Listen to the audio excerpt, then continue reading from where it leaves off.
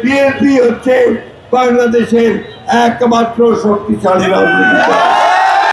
কোন চক্রান্ত বা ষড়যন্ত্রই ফেব্রুয়ারি 2026 নির্বাচনকে বানচাল করতে পারবে না। ইনশাআল্লাহ আগামী ভোটে আমরা জয়যুক্ত।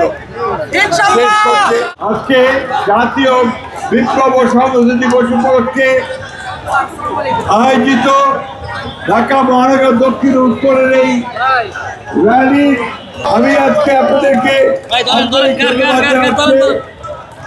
ঢাকা উত্তর দক্ষিণ মহানগর কৃষক দল, ছাত্র দল, স্বেচ্ছাসেবক দল, যুব দল, মহিলা দল, শ্রমিক দল এবং জাতি দল সব সংগঠনের নেতা কর্মীদেরকে তারা আজকে এই র্যালিতে অংশগ্রহণ করে প্রমাণ করে দিয়েছেন যে বিএনপি হচ্ছে বাংলাদেশের একমাত্র শক্তিশালী রাজনৈতিক দল।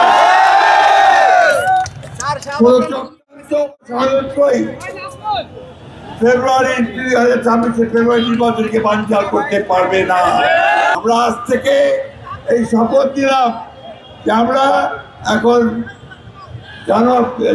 2026 সালের ফেব্রুয়ারি মাস পর্যন্ত অবিরাম নিরন্তর আন্দোলনের মধ্য দিয়ে, মিছিল মিটিংয়ের মধ্য দিয়ে আমি ধানের শীষকে শহীদ জিয়াউর রহমানদেরকে